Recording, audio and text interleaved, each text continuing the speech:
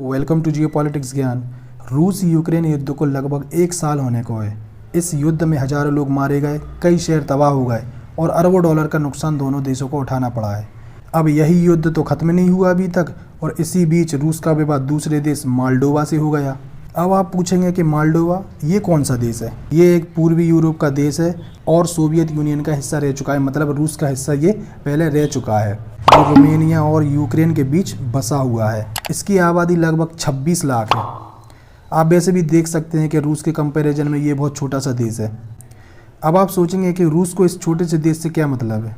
जब से रूस यूक्रेन युद्ध शुरू हुआ है तब से इस देश को बहुत प्रॉब्लम हो गई है, क्योंकि ये देश यूक्रेन से अपनी बॉर्डर शेयर करता है।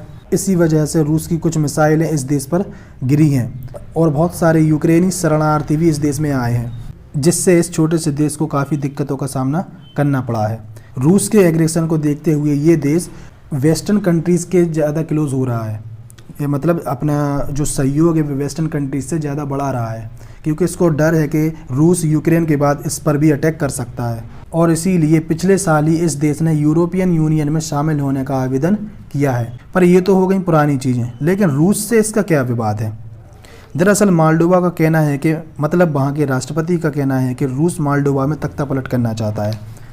मतलब रूस मालडोवा की जो करंट गवर्नमेंट है उसको गिरा के रूस के प्रभाव वाली सरकार लाना चाहता है, ताकि वो रूस का कहना माने और पश्चिमी देशों का नहीं, क्योंकि जो मालडोवा की जो करंट गवर्नमेंट है वो पश्चिमी देशों की समर्थक है। लेकिन अब बात आती है कि रूस ऐसा करना क्यों चाहता है? दरअसल मालडोवा ने यूरोपियन यूनियन में शामिल होने का ऐलान किया है, लेकिन रूस नहीं चाहता कि मालडोवा यूरोपियन यूनियन में शामिल हो। इसीलिए मालडोवा कह रहा है कि रसिया मालडोवा की सरकार को गिराने का षड्यंत्र कर रहा है, ताकि रसिया अपनी कठपुतली सरकार मालडोवा में बिठा दे और अपने हिसाब से उसे चलाए। इसी वजह से दोनों देशों के जो रिश्ते हैं लगातार खराब हो रहे हैं, क्योंकि मालडोवा की जो सरकार है वो वेस्टर्न प्रो सरकार है और जल्द से जल्द अपने देश को यूरोपियन यूनियन में शामिल करना चाहती है।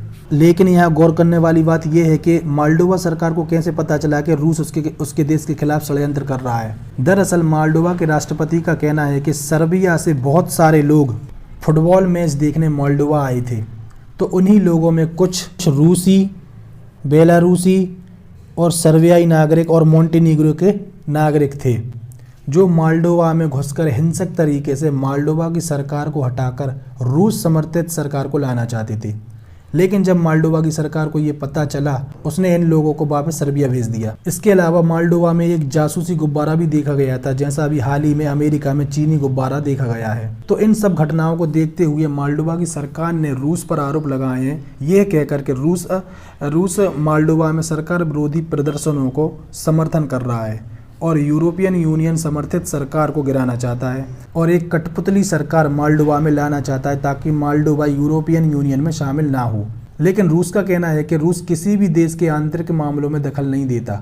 बस यही कहकर रूस ने अपना पल्ला झाड़ लिया है। इसीलिए भी मालडोवा को रूस पर शक है। अब ये तो हो गई अभी की बात है। इससे पहले भी मतलब कुछ हफ्ते पहले यूक्रेन के राष्ट्रपति का बयान सामने आया था, जिसमें उन्होंने कहा था कि रूसी जासूसी एजेंसी मालडोवा को तबाह करना चाहती है और यूक्रेन ने उसके इस प्लान को फेल कर दिया है। और इस बात को मालडोवा के अधिकारियों ने भी कन्फर्म किया था। लेकिन इस सब पर रूस का भी बयान आया था। रूस ने कहा था कि यूक्रेन मालडोवा को गलत जानकारी दे रहा है, ताकि रूस और मालडोवा के बीच विवाद हो जाए और यूक्रेन इसका फ़ायदा उठाए।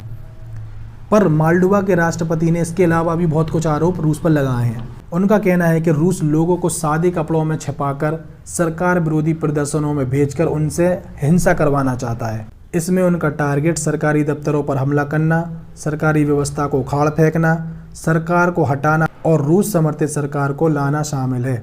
और इसी वजह से मालडोवा के राष्ट्रपति ने रूस को चेतावनी दी है कि मालडोवा में हिंसा करवाने की रूसी कोशिश कामयाब नहीं होगी।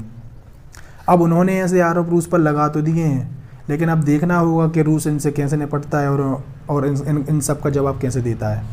तो फिलहाल इस वीडियो में इतना ही। उम्मीद है वीडियो आपको अच्छी लगी होगी, तो वीडियो को लाइक, शेयर, कमेंट करें और चैनल को सब्सक्राइब करें। मिलते हैं अगली वीडियो में। Thank you.